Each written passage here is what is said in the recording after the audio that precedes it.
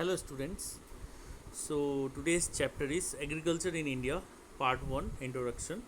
So today we'll discuss about the India's agriculture system and what are the agriculture seasons we have and what are the crops we grow in different seasons. We'll study in detail in this chapter. So as per the syllabus and scope of ICSE class 10, let's see agriculture 1 to 3. There are three parts.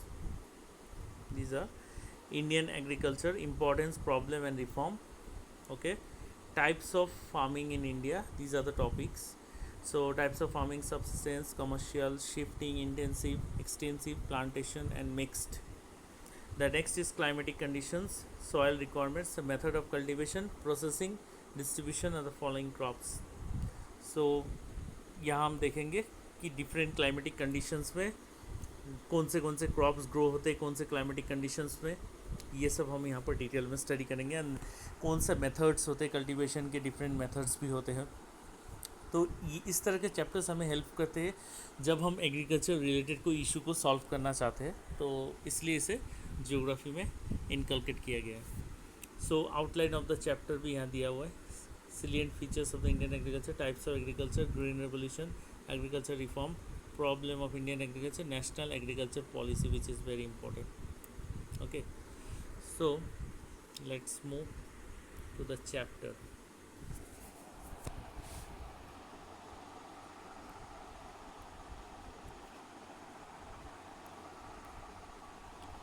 So agriculture and its importance in India. The term agriculture broadly means a man's management of environment and produce food. Agriculture has practiced in India since ages and shown area still account for 46.6% total cultivable area. So हमारे देश में total shown area, net shown area कितना है? 46.6% है, ठीक है, जो कि कल्टिवेबल एरिया बोला जाता है। कल्टिवेबल एरिया मीन्स जहाँ पर एग्रीकल्चर किया जाता है, ठीक है। कुछ ऐसे भी लैंड होते हैं, बैरन लैंड्स होते हैं, वेस्ट लैंड होते हैं, जो कि एग्रीकल्चर में यूज़ नहीं किया जाता है इन जनरल। सो यहाँ एक पाई चार्ट दिया हुआ है, बहुत ही बढ़िया इसमें डेटा दिया हुआ है। तो इसको यहाँ से देखेंगे तो इजीली आपको अंडरस्टैंड हो जाएगा कि इंडिया का जो लैंड यूज़ पैटर्न है वो किस प्रकार से है। जैसे कल्टीवेशन लैंड है 3.41% as per data given, and non agriculture use में है 6.19%। फेलो लैंड जो है वो 10.76% है। पैस्चर्स एंड मेडोज़ है 3.45%। कल्टीवेबल वेस्ट लैंड कितना है? 4.415%, जिसमें आप कल्टीवेशन कर सकते हैं बट वो वेस्ट लैंड फॉर्म में है। और टोटली जो वेस्ट लैंड होके रखा है वो 6.29% एंड 22.75% फॉरेस्ट एरिया है, ठीक है। सो इस प्रकार से यहाँ पर दिया गया है डेटा। इस डेटा को आपको लर्न बाय हार्ट करना है, बिकॉज इस डेटा से आपको छोटे छोटे क्वेश्चन सॉल्व करने को आ सकते हैं, just like MCQ based questions. Next जो हम देख रहे हैं कि यहाँ पर दिया गया है, while relative importance of agriculture had been reduced, a consequence of rapid industrial development and agriculture still form the backbone of Indian economy. ये जो एग्रीकल्चर है अभी भी बैकबोन ऑफ इंडियन इकोनॉमी क्यों कहा जाता है? आप जैसे कि जानते हैं कि एग्रीकल्चर एक बेसिक प्राइमरी सेक्टर से बिलोंग करता है, जिससे किसी भी इंडस्ट्री का रॉ मटेरियल अगर बोले कहाँ से आ रहा है तो हम बोल सकते हैं एग्रीकल्चर से ही आ रहा है, ठीक है। आज जो इंडस्ट्रियलाइजेशन का युग है, जो सर्विस सेक्टर काम कर रहे हैं, ये सब कहीं ना कहीं एग्रीकल्चर के ऊपर डिपेंड भी है, बिकॉज एग्रीकल्चर से जो बेसिक चीज़ें हमें मिलती हैं उसी से हम आगे के सेक्टर्स को रन कर पाते हैं ना। और सबसे मज़े की बात है, अगर आपके पेट में खाना नहीं रहेगा तो आप किसी भी सेक्टर में हो, आप वहाँ काम नहीं कर पाएंगे। That's all, that's the main thing. Next यहाँ हम देखेंगे, agriculture not only provides food or fodder to human being and livestock, it is also the source of raw material for many key industries. Example, sugar, textile, edible oil. So agriculture not only provides food, सिर्फ खाना ही नहीं देता है, fodder भी देता है, ठीक है, लाइव स्टॉक के लिए, तो इंसानों के लिए सिर्फ खाना दे रहे हैं ये बात नहीं है। लाइव स्टॉक्स जो होते हैं, जो हम घर में पशु पालन वगैरह करते हैं, उनके लिए जो फोडर होता है वो भी दे देते हैं। And source of raw material भी होता है मेनी की industries like sugar textile, sugar industry के लिए भी जैसे शुगर केन रॉ मटेरियल है, ठीक है। फिर शुगर केन इंडस्ट्री में जो शुगर प्रोड्यूसर है वो सिर्फ शुगर नहीं प्रोड्यूस कर रहे, वो इथेनॉल भी प्रोड्यूस कर रहे हैं। तो कई सारे ऐसे इंडस्ट्रियल डेवलपमेंट का बेसिक सोर्स एग्रीकल्चर ही रहता है, ये याद रखना है हमें। India is a very prominent country from agriculture point of view. India एक बहुत ही प्रोमिनेंट कंट्री है एग्रीकल्चर पॉइंट ऑफ व्यू से, बिकॉज यहाँ पर एज पर earlier data, not a current data, से 80% of the population are depend और found to be work on agriculture sector. Agriculture sector में उनको देखा जाता था, बट रिसेंटली जो करेंटली जो डेटा ऐसे चल रहा है उसमें देखा जाता है कि 65% तक अभी बाकी है जो एग्रीकल्चर में फील्ड में काम कर रहे हैं, बाकी सब सर्विस सेक्टर या टर्शरी सेक्टर में शिफ्ट हो चुके हैं। India is a prominent country for agriculture क्यों कहा जा रहा है? बिकॉज इसमें अनड्यूलेटिंग टोपोग्राफी है, ठीक है। जो टोपोग्राफी है काफ़ी चेंजेबल है, कहीं पहाड़ है, कहीं प्लेन है, कहीं रिवर वैली है, ठीक है।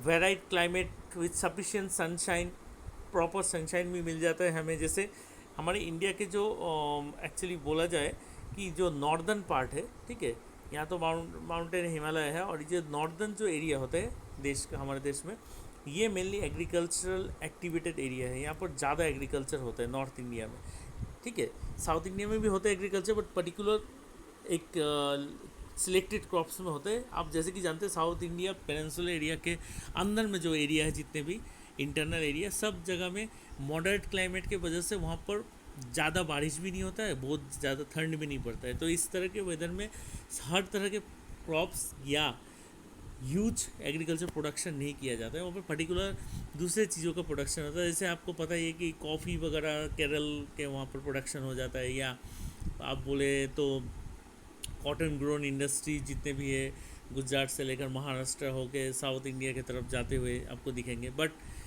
कुछ इंडस्ट्री है जो वहाँ पर सेट है, जैसे टेक्सटाइल इंडस्ट्री मैंने बोला, बट आपको नॉर्थ इंडिया में टेक्सटाइल इंडस्ट्री कम ही देखने को मिलेंगे, बिकॉज यहाँ पर raw material for other industry production ज़्यादा होता है। अब अगर देखें कि भारत आटा या कोई भी आशीर्वाद आटा जो आटा बेच रहे, आटा जो गेहूँ चाहिए वो गेहूँ कहाँ से आ रहा है?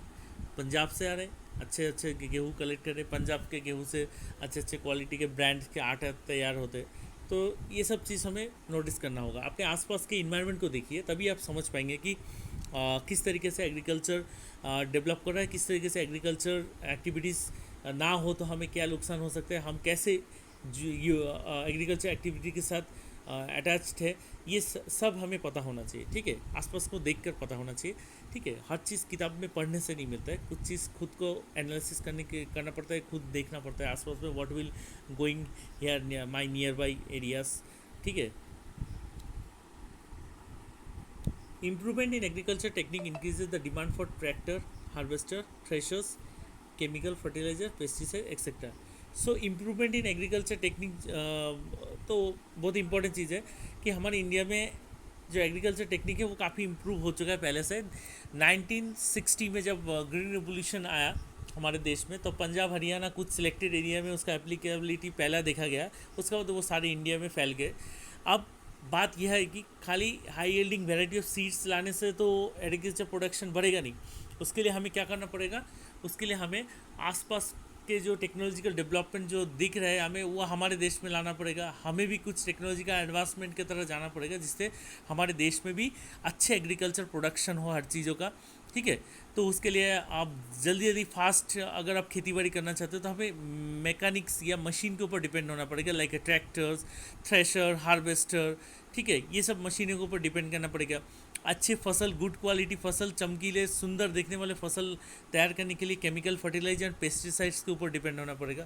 तो these are some improvements, technological and non-technical improvements we need to grow crops properly. Thus, the agriculture not only supplies the raw material to the industry, it also acts as a consumer for many industrial products. So, ये जो agriculture है ये खाली raw material supply नहीं कर रहा industry के, it sometimes also act as a consumer also for the many industrial products. Okay. So, जैसे किस खेती बाड़ी करने के लिए फर्टिलाइज़र चाहिए, केमिकल्स चाहिए, वो तो फिर दूसरे इंडस्ट्री के लिए एग्रीकल्चर क्या हो जा रहा है, कंज्यूमर भी हो जा रहा है। एग्रीकल्चर खुद भी रॉ मटेरियल सप्लाई करता है, बट किसी और इंडस्ट्री के लिए वो कंज्यूमर भी है, because without raw material, without chemical और फर्टिलाइजर्स आप ग्रो नहीं कर पाएंगे अच्छे से, तो उसके लिए तो आपको खरीदना पड़ेगा। तो किससे खरीदेंगे? दूसरे कोई केमिकल इंडस्ट्री से तो ये सब केमिकल खरीदेंगे। तो you are agriculture is also consumer sector and also producer of raw material to other industry. Both dual role है एग्रीकल्चर का। यहाँ पर इंपॉर्टेंट पॉइंट है, याद रखिएगा ये portion, how agriculture play a due role, okay, is this portion में। उसके बाद it provides employment to many millions of people.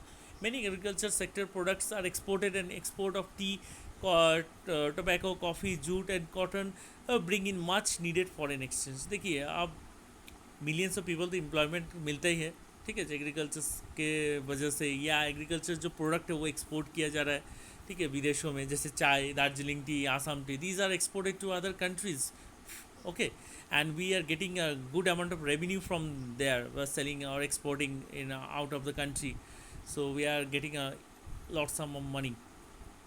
So next topic is salient features of Indian agriculture, see in figure 10.3। आप 10.3 figure में देखिएगा, तब तक हम देखते हैं यहाँ पर क्या है। तो हमारा जो इंडियन एग्रीकल्चर का जो डिपेंडेंसी है मानसून में, मानसून पे ज़्यादा ही है कुछ। मानसून जैसे आप बोल सकते हैं कि सर इरिगेशन फैसिलिटी काफ़ी पहले से डेवलप हो गया है, या yes it's developed, but still एक डिपेंडेंसी ऑफ मानसून दिखता है हमारे देश में। आज भी जो बंगाल में जब बारिश के मौसम में सही तरीके से बारिश नहीं होता है, तो किसान एक बार बोलता है कि ये जो आप बोलते हैं, क्या बोलते हैं उसे, ये क्या बोलते हैं, जूट, यस जूट, जूट। सो जूट जो होता है, ये जूट जो गोल्डन फाइबर है ही हमारे देश में, इसको गोल्डन फाइबर भी कहा जाता है। जूट का प्रोडक्शन वेस्ट बंगाल में काफ़ी होता है, ठीक है। दूसरे राज्य हैं, दूसरे देशों में भी कहीं कहीं पाया जाता है, बांग्लादेश में भी होता है, या आसपास के राज्यों में भी इसको पाया जाता है, पर बंगाल में इसका ज़्यादा ही प्रोडक्शन है।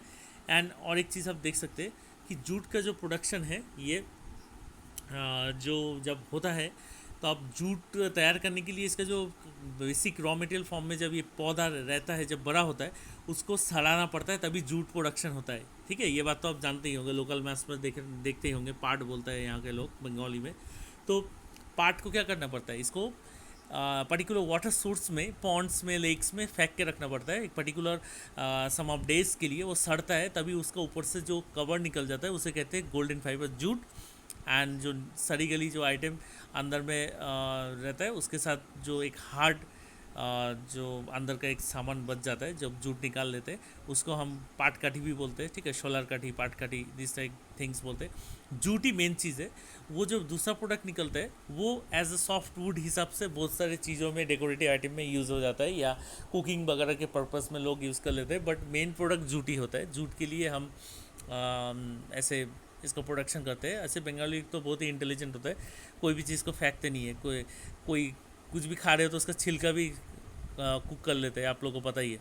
जैसे ये लाव जो होता है, बीटर गोड, लाव का जो छिलका होता है, जो फ्रेश लाव का छिलका, वो छिलका भी फ्राई करके आलू के साथ मस्त खा सकते हैं, और उस बीटर गोड को भी खा सकते हैं। तो बंगाली लोग रियली वेरी इंटेलिजेंट ही होते हैं, बोल सकते हैं। वेस्टेज कम कर रहे हैं, कार्बन इमिशंस कम हो रहा है, very good. So whatever, we come back to topic. So monsoon dependency हमारे देश में है, तो पानी चाहिए। तो पानी चाहिए, तो मानसून के टाइम अगर बारिश नहीं हुआ, हर पॉन्ड में पानी नहीं होगा, तो पाट को कहाँ पर रखेंगे, जूट को कहाँ रखेंगे? जूट को सराहना पड़ेगा, तो नहीं तो जूट फाइबर निकलेगा कैसे? तो समझने वाली बात है ना। नेक्स्ट, आशा करता हूँ आप सबको समझ में आ रहा होगा। नहीं समझ में आ रहा है, वीडियो को थोड़ा रिवाइंड कीजिए, बैक कीजिए, फिर से सुनिए, ठीक है। आशा करता हूँ आपको समझ में आ जाएगा। नेक्स्ट पॉइंट है variety of crops. India vastly varying climatic and soil condition produce a variety of crops. Both the tropical, subtropical, temperate crops like wheat and barley are grown. तो हमारे देश में कई तरह के क्रॉप्स ग्रोन होते हैं, ठीक है। सो उसमें different climatic condition, soil condition के हिसाब से क्रॉप ग्रो होता है, ये तो आपको पता ही है।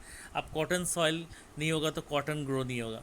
अब बंगाल में लाके कॉटन लगा देंगे, थोड़ी कॉटन प्लांट से ज़्यादा कॉटन आने लगेंगे। थोड़ा बहुत कॉटन दिख सकता है, फूल वूल निकल गया होगा, तो आपको लग सकता है कि अरे यार कॉटन तो यहाँ भी ग्रो हो रहा है। नहीं, ग्रो हो जाएगा, बट प्रोडक्शन ह्यूज क्वांटिटी के लिए आपको सही सॉइल, सही जगह, सही वेदर और क्लाइमेट का चुनाव करना पड़ेगा, समझे। Next topic is preponderance of the food crops. ये preponderance of the food crops जो है, since India has to feed a large population, the preponderance of the food crops over other crops is the most important feature of Indian agriculture. So Indian जो India है जो है उसमें हम लोग को लार्ज पॉपुलेशन को फीड करना पड़ता है। पता ही आपको 140 से भी plus crore population, what ever population है, इतने करोड़ पॉपुलेशन को खिलाने के लिए तो काफ़ी खाना भी चाहिए ना, तो कहाँ से लाएंगे? तो हमारे फूड सिक्योरिटी सिस्टम को ज़्यादातर प्रॉपरली मैनेज करना पड़ेगा। तो उसमें सबसे बड़ा फीचर्स इंडियन एग्रीकल्चर का है, बिकॉज इंडियन एग्रीकल्चर में डिफरेंट क्रॉप्स हम लोग लगा रहे हैं, वैरायटी ऑफ क्रॉप्स होते हैं, तो हमारे security system, food security system को मेंटेन करने में सुविधा हो रहा है, और एग्रीकल्चर बहुत बड़ा रोल प्ले कर रहा है फूड सिक्योरिटी को मेंटेन करने के लिए, ठीक है। और more than 2/3 of the total crop area is taken up by cultivation for food crop. So more than 2/3 area जो है total crop area taken by cultivation of food crops. Food crops grow करने में हमारे देश में क्या है, ज़्यादा ज़मीन लगता है, बिकॉज पॉपुलेशन बढ़ रहा है तो ज़्यादा खाना तैयार करना पड़ेगा, तो उसके लिए ज़्यादा बड़ा ज़मीन होना चाहिए, नहीं तो कैसे ग्रो करेंगे क्रॉप्स, कहाँ ग्रो करेंगे? अगर आप कैश क्रॉप्स ग्रो करेंगे, पता ही है कैश क्रॉप क्या होता है, जिससे हमें पैसा मिलता है, पैसा, ठीक है, तो उसको कैश क्रॉप्स कहते हैं। फूड क्रॉप में भी पैसे मिलता है, बट कैश क्रॉप में आपको ज़्यादा मिलेगा, और वो खाने के लिए नहीं होता है नॉर्मली, ठीक है। चाय पत्ती से चाय पी सकते हैं, पर चाय पत्ती खा के दिन और रात का खाना नहीं कर सकते कि दोपहर को 1 किलो चाय पत्ती खा लिए, डिनर हो, लंच हो गया, ऐसा तो नहीं होता है ना। समझ गए होंगे आप लोग, इंटेलिजेंट है काफ़ी, जानता ही होंगे। तो एग्रीकल्चर पैटर्न क्रॉप सीजन, ओहो, एग्रीकल्चर पैटर्न क्रॉप सीजन, बीच बीच में थोड़ा ये स्क्रॉलिंग का स्पीड ज़्यादा हो जाता है, कभी कभी ऐप बैक हो जाता है, थोड़ा मैनेज कर लीजिएगा। So India is the 3 main cropping season which are influenced by the changing season, kharif, rabi, zaid, ठीक है। हमारा 3 क्रॉपिंग सीजन है, मेजर क्रॉपिंग सीजन, अच्छे तरह से दिमाग में बैठा लेना, ठीक है। खरीफ सीजन का है, ground is prepared in April and to May में, ठीक है। खरीफ सीजन का प्रोडक्शन कब होता है? जब अप्रैल टू मई के बीच में, इस टाइम पे ग्राउंड को रेडी किया जाता है, अप्रैल टू मई के बीच में। सीड को सोन किया जाता है, उगाने के लिए लगाया जाता है इन जून ऑन अराइवल ऑफ रेन। इसका मतलब बारिश के सीज़न में खरीफ सीज़न का प्रोडक्शन यहाँ देखा जा रहा है, ठीक है, लगाया जा रहा है। क्या क्या होता है खरीफ सीज़न में? Rice, maize, jowar, bajra, cotton, sesame, groundnut, pulses, jute, ये सब पानी वाले क्रॉप से, थोड़ा पानी वानी चाहिए, तो खरीफ सीजन में लगाते हैं। Next rabi season, the ground is prepared by the end of the October and the beginning of November and harvesting takes place in March।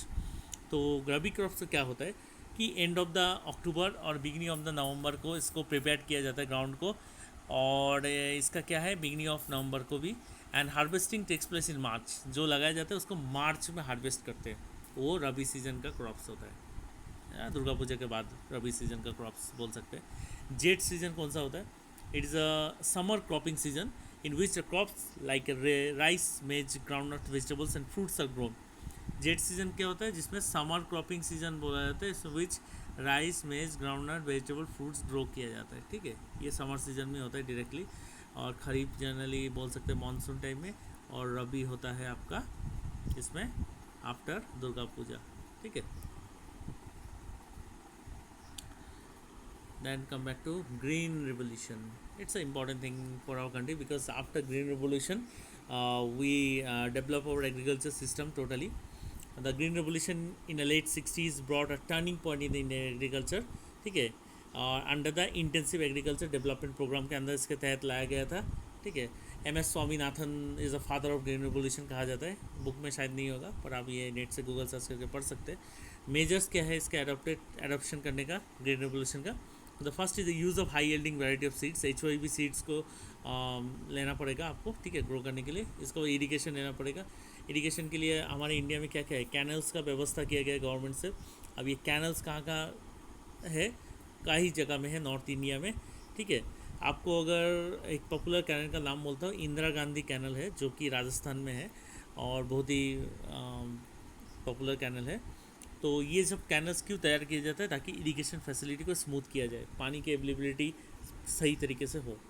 Use of insecticide, pesticides, proper insecticide and pesticides ना होगा तो आपका crops तो ख़राब हो सकता है ना, तो you should be note it down कि इंसेक्टिसाइड, पेस्टिसाइड्स यूज़ करना ही पड़ेगा। और एक बात फिर से रिपीट करना चाहूँगा, पहले ही बोल चुका हूँ कि एग्रीकल्चर सेक्टर एक बेसिक रॉ मटेरियल प्रोवाइड करने वाला एक सेक्टर है, जिसे प्राइमरी सेक्टर भी बोलते हैं हम। Even agriculture sector as a consumer भी ट्रीट करते हैं, बिकॉज ये देते भी है फिर कंज्यूम भी करते हैं। क्या कंज्यूम करते हैं? इंसेक्टिसाइड, पेस्टिसाइड्स, अलग अलग तरह के केमिकल्स, ये सब तो आपको दूसरी जगह से लेना पड़ेगा ना। अब तो खुद तो केमिकल बना के किसान मैदान में नहीं उतर सकता, फिर इतना प्रोडक्शन कैसे होगा। हाँ, कुछ लोग ऑर्गेनिक फर्टिलाइज़र तैयार करते होंगे, वो उतने ह्यूज अमाउंट पे यूज़ नहीं कर पाएंगे, बिकॉज ऑर्गेनिक फर्टिलाइज़र से इतने बड़े पॉपुलेशन का पेट पूजा नहीं हो सकता, क्लियर बात है। तो आपको अगर पूरा पॉपुलेशन को खाना सही तरीके से खिलाना है, तो we have to use the insecticide, pesticides और other chemicals which require to grow the crops properly. Next was the consolidation of holdings. This is also important part. Actually the lands जो थे पहले, सही तरीके से उसका जो होल्डिंग्स सिस्टम नहीं था, किसी के पास लैंड थे ही नहीं, किसी के पास बहुत है, किसी के पास मीडियम रेंज के थे। तो इस तरह के जो प्रॉब्लम सॉल्व करने के लिए जिनके पास एकदम नहीं थे, उनको सही तरीके का लैंड उनको प्रोवाइड किया गया, ठीक है, बैलेंस बनाने के लिए। और लैंड को कंसोलिडेट किया गया कि आपका एक खेत सपोज़ घर के पास है, दूसरा खेत 5 किलोमीटर दूर पे है, तो कंसोलिडेशन करने का ये एक मकसद था कि कंसोलिडेशन अगर ना हो तो आपको 5 किलोमीटर दूर सफ़र करके फिर दूसरा खेत में जाकर आपको फसल देखना पड़ेगा। This is very drastic situation. So इस तरीके से कंसोलिडेशन का काम शुरू हुआ, तो लोग अपने घर के पास खेत का सेटअप करने लगे। देन लैंड रिफॉर्म्स आने लगा। लैंड रिफॉर्म्स आने की वजह से कई तरह के रूल्स रेगुलेशंस हुए, ठीक है। जैसे अभी कंपलसरी हो गया कि हर लैंड का जो रिकॉर्ड्स है वो ऑनलाइन होना चाहिए, नहीं तो उसको मान्यता नहीं दिया जा रहा है सरकारी तहत। और रूरल रेटिफिकेशन जो है, ग्रामीण बिजली का जो व्यवस्था, ये कई अच्छे तरीके से किया गया है। अभी कोई भी गांव ऐसा नहीं है जहाँ पे इलेक्ट्रिसिटी नहीं है फ़िलहाल। कुछ गांव होंगे, मे भी शायद इंडिया है, हो ही सकता है, बट मैक्सिमम गांव में अभी इलेक्ट्रिसिटी है। और स्पेशली जहाँ पर खेती बाड़ी होती है, वहाँ पर तो इलेक्ट्रिसिटी का काफ़ी बड़ा एक यूजेस होता है, तो प्रोवाइड कर देते हैं गवर्नमेंट। आजकल कभी सब्सिडी भी प्रोवाइड करते हैं गवर्नमेंट। नेक्स्ट पॉइंट है improve rural infrastructure. Yes, infrastructure is very important. Yes, all this facility will run somehow through infrastructure. Proper रास्ता नहीं है तो गांव में पहुंचोगे कैसे, इलेक्ट्रिसिटी लगाओगे कैसे? तो रास्ता तो चाहिए, ठीक है। ऐसा रास्ता है जहाँ पर गाड़ी नहीं घुसता है, जहाँ पर टायर मिट्टी में कीचड़ में दफन हो जाता है, तो वहाँ पर कैसे जाएंगे, ठीक है। तो इस तरह के गाँव में एंटर पाना बहुत मुश्किल हो जाता है। इम्प्रूव रूरल इंफ्रास्ट्रक्चर बहुत इंपॉर्टेंट है। उसका सप्लाई ऑफ एग्रीकल्चर क्रेडिट, ये अच्छा भी है, कई हादसों में, कई सिचुएशन में ये ख़राब भी शो होता है, तो हमें पॉजिटिविटी लेके चलना है। जो it's related to green revolution, so we take it as a positive manner. Supply of agriculture credit से क्या होता है कि अगर आप किसी किसान, छोटे किसान को अगर क्रेडिट दे दे, लोन दे दे, तो वो अपना फसल सही तरीके से लगा पाएगा। बट इसका गुड पॉइंट ये है कि वो एटलीस्ट अपना एग्रीकल्चर कंटिन्यू कर पा रहा है। बट सम केसेस में हम ऐसे भी देखते हैं, नेगेटिव पॉइंट यही है कि अगर क्रेडिट डेप ट्रैप हो जाता है, हर साल वो क्रेडिट लेता है और उसको क्लियर नहीं करता है, तो उसके ऊपर लोन प्लस इंटरेस्ट का जो चार्जेस बढ़ते रहता है, इससे वो एक समस्या, दुविधा में पड़ जाता है। कभी कभी ये this lead to agricultural sector में बहुत बड़ा एक समस्या तैयार हो जाता है। बहुत सारे लोग सुसाइड करने लगते हैं, किसान सुसाइड करने लगते हैं। तो इस सेक्टर में थोड़ा सा अच्छे से डेप्थ नॉलेज भी होना चाहिए। यानी ये सेक्टर बहुत ही सोचने वाली बात है, ठीक है, जो कि ग्रीन रेवोल्यूशन ने ला तो दिया, बट इसका इम्प्लीमेंटेशन अभी भी सही तरीके से नहीं हो रहा है। किसे लोन लेना चाहिए किसान को पता नहीं है, ठीक है। किसान लोन ले लेता है, पर उसे लेना भी चाहिए क्या, ये भी देखना पड़ेगा ना, और किस तरीके से ले रहे हैं। एक लोन क्लियर नहीं हुआ, दूसरा लोन ले लिया, पहला वाला क्लियर किया, फिर सेकेंड वाला चल रहा है, इस तरह से लोन से उसका ज़िंदगी कट जाएगा। Next is use of chemical fertiliser. जो केमिकल फर्टिलाइज़र है उसको तो यूज़ करना ही पड़ेगा भाई, नहीं तो एग्रीकल्चर चलेगा कैसे। Then opening of agriculture university. Yes, हमारे बंगाल में भी है, I think Bardhaman agriculture university है वहाँ पर। Maybe I am wrong, आप तो थोड़ा देख लीजिएगा। बंगाल में भी एग्रीकल्चर यूनिवर्सिटी है, एक ही है, जिसमें बीएससी डिग्री प्रोवाइड किया जाता है इन एग्रीकल्चर, ठीक है। मेरे को भी अच्छा लगता है, बट मैं साइंस का स्टूडेंट नहीं था तो ले नहीं पाया था। अगर कभी अपॉर्चुनिटी मिले तो I will definitely go through this degree. And these efforts led to a remarkable increase in the productivity and have made India self sufficient in food production. So इस ये जो पॉइंट्स है, इसी से हम अपने देश के जो इंक्रीज प्रोडक्टिविटी का सपना और इंडिया का जो सेल्फ सफिशिएंट इन फूड प्रोडक्शन का सपना पूरा कर सकते हैं। ठीक है, चलो अब स्पीड में आगे बढ़ना है, चैप्टर को आज ही फिनिश करना है। सो classification of agriculture crop, classification आप यहाँ देख सकते हैं, इट्स वेरी इजी, ये बचपन में आपने पढ़ा है, फिर से पढ़ा है। Food crops, cash crops, spices, ठीक है, मसाला। तो ये है classification of agriculture crop. Food crop में आता है सीरियल्स, पल्सेस, सीरियल्स में राइस, व्हीट, मिलेट्स, ठीक है, राइस, मिलेट्स, ग्राम, मेज, पल्सेस में आता है, ठीक है, एंड मिलेट्स में आता है फिर ज्वार, बाजरा, रागी, ये सब डिफरेंट डिविजन है, इसको भी पढ़ लीजिएगा, इंपॉर्टेंट है। उसके बाद कैश क्रॉप्स में क्या कह रहा है, ऑयल आ रहा है, यस ऑयल कुकिंग में यूज़ होता है, बट ये तो नहीं कि आप ऑयल खा के डिनर कंप्लीट कर ले, कि रात को 1 कप ऑयल खा लिया और खाना नहीं खाना पड़ा, तो ऐसा कोई नहीं, इसलिए that's why it's called a cash crops. I am just explaining you, I know you know all that. Next is fibre, yes fibre भी खा के हम जी नहीं सकते। अब फाइबर तो वो भी है जो जूट होता है, तो उसे खा के कोई जीता है क्या, नहीं। ऑल्दो बेसिक्स फॉर्म में कोई साग के हिसाब से खा लेता है जब छोटा होता है जूट, बट नॉर्मली वो फाइबर प्रोडक्ट क्रॉप है। नेक्स्ट इज प्लांटेशन, प्लांटेशन में चाय, कॉफ़ी, ये सब कच्चा कोई खाता नहीं है डिनर के हिसाब से, लंच के हिसाब से, सो वो भी कैश क्रॉप्स है। अदर्स कुछ और भी हो सकते हैं। और एग्रो में, फाइबर में, एग्रो में कॉटन जूट होता है और एनिमल से सिल्क, वूल वगैरह मिलता है, ये सब कैश क्रॉप्स है। ठीक है, ऑयल में एडिबल ऑयल होता है, नॉन एडिबल होता है, लिंसीड, कैस्टर एंड ये सब, लिंसीड और कैस्टर नॉन एडिबल ऑयल है। ठीक है, कुकिंग में यूज़ नहीं करते इसको, दूसरे कामों में यूज़ करते या मेडिकल ट्रीटमेंट में भी यूज़ करते कभी कभी, नॉर्मली ये खाने में यूज़ नहीं होता नॉर्मली। अब कैस्टर को मैंने सुना है क्या क्या काम में आ जाता है, कभी कभी स्टोमक के लिए हेल्दी प्रूफ होता है। और एक ग्राउंडनट है, सिसमम है, रेपसीड है और मस्टर्ड, ये डिफरेंट एडिबल सीड्स है, ये सब भी ऑयल की सीड्स है, ऑयल निकलता है इनमें से। देन मसाला वाला देखते हैं, कार्डामम, पेपर, जिंजर चिलीज़, ठीक है, ये सब मसाला है। ठीक है, उसके बाद रबर, शुगर कैन, टोबैको, ये इसमें प्लांटेशन का पार्ट है, ये मैं भूल गया था, ये भी है। तो ये चार्ट ऑल ओवर थोड़ा देख लीजिएगा आंखों से और थोड़ा मनन कर लीजिएगा तो आपको याद हो जाएगा। ठीक है, इसको बना बना के कॉपी में पढ़ भी सकते हैं, आपका हेल्पफुल होगा। Next is problem in Indian agriculture. भारतीय एग्रीकल्चर प्रॉब्लम तो है ही, काफ़ी है। इससे पहले ही मैं ग्रीन रेवोल्यूशन पढ़ा रहा था, कई चीज़ें आपसे डिस्कस कर रहा था, तो एक थोड़ा प्रॉब्लम तो है इंडियन एग्रीकल्चर में। तो पहला पॉइंट दिया small and fragmented land holdings है। जो मैंने बोला कि किसान का जो खेत है एक जगह पे नहीं है, काफ़ी division, sub division, inheritance, property divisions जो होते हैं। ठीक है, you read this point by yourself, nothing tough is there, but I will explain the main gist of this topic, the small and fragmented land holding. The main thing is that there is suppose your father having 3 more brothers, so whatever your grandfather property, your grandfather divide that property within your father and other 3 brothers, then this leads to a shortage of land. Suppose it's a 10 bigha land, okay, and there are 5 brothers, so each brother will get how much, 2 bigha only. Okay, 2 bigha, so it is not enough to grow so much of crops. Okay, so small and fragmented land holding is a great problem in India, and also the distance between the two lands is also sometimes vary. This also create a problem for the farmers. One thing is that in villages the joint family system still exists and holding becomes smaller with each generation.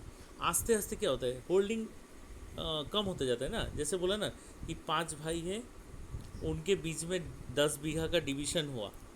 ठीक है, division होने के बाद सभी को 2 बीघा करके मिला। अब ईच पर्सन को 2 बीघा मिला, वो पाँचों भाई के सपोज 2-2 सन एंड डॉटर है, वो सन एंड डॉटर के बीच में फिर वो 2 बीघा का डिवीज़न हुआ, तो कितना मिला, 1-1 करके मिला, एक बीघा बहन को, 1 बीघा भाई को। फिर उनके जो नेक्स्ट जनरेशन आएंगे उनको कुछ 0.5 करके मिल जाएगा शायद। तो आस्ते आस्ते तो ये कम होते जा रहा है ना, तो ज़मीन कम होते जा रहा है, बट आपका जो प्रोडक्शन है उसको तो इंक्रीज़ करना पड़ेगा। उसके लिए आप क्या करेंगे, फिर वही केमिकल का झमेला होगा, केमिकल देंगे, ज़्यादा फसल लगाएंगे, उससे आपका जो प्रोडक्शन क्वालिटी तो इम्प्रूव होगा, बट जो प्रोडक्ट क्वालिटी है वो ख़राब हो जाएगा। जैसे आजकल फर्टिलाइज़र यूज़ करके जो प्रोडक्शन किए जा रहे हैं वो हेल्थ के लिए अच्छा नहीं है, आप सबको पता है। This is also one kind of problem of Indian agriculture, you can say. The next point is a poor quality of seeds. Indian agriculture में ना पुअर क्वालिटी सीड्स है, इसलिए तो high yielding variety of seeds लाया गया था green revolution में। तो हमारे सीड्स क्वालिटी काफ़ी पुअर है। तो नेशनल सीड कॉरपोरेशन इंडिया में जो थे, ये देखिए 1963 में, aim to bring a augment supply of improve seeds to farmers, improved high yielding variety of seeds देने का व्यवस्था कर रहे थे, जो कि अभी हो भी चुका है। अभी सीड्स काफ़ी इम्प्रूव्ड आ रहे हैं। Lack of proper use of manure fertiliser, yes, हमारे यहाँ लोगों को किसान ज़्यादा एडिक्वेटेड भी नहीं होते, तो उनको ये भी दिक्कत आती है कि proper use of manure and fertiliser use नहीं करते, या किसी को ख़रीदने का पैसा नहीं है, वो ख़रीदते नहीं है। तो बहुत सारे ऐसी दिक्कतें आती है, कौन से सॉइल में कितने मात्रा में कौन से फर्टिलाइज़र देंगे, ये भी सोचने वाली बात है। आप तो पूरा फर्टिलाइज़र एक बार में एक खेत में डाल देंगे तो फसल भी ख़राब हो सकता है आपका। फोर्थ पॉइंट है पेस्ट एंड डिजीज़।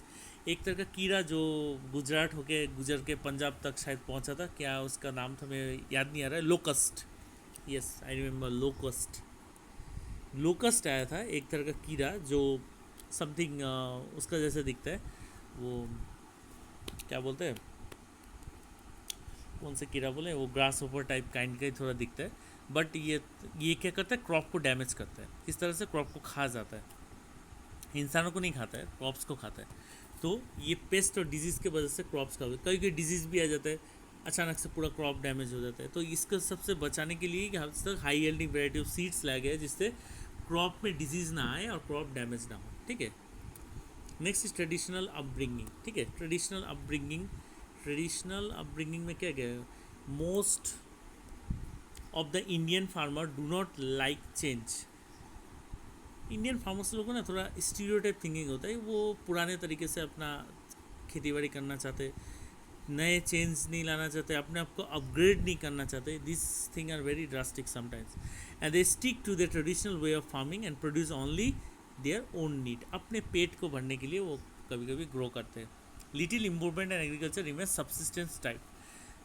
आप ट्रेडिशनल टाइप से और सब्सिस्टेंस टाइप में लिटिल इम्प्रूवमेंट हुआ था, पर उससे भी नहीं बनना, मेन बनेगा कमर्शियल टाइप जब हो जाएंगे आप, ठीक है, तब कुछ बात बनेगी।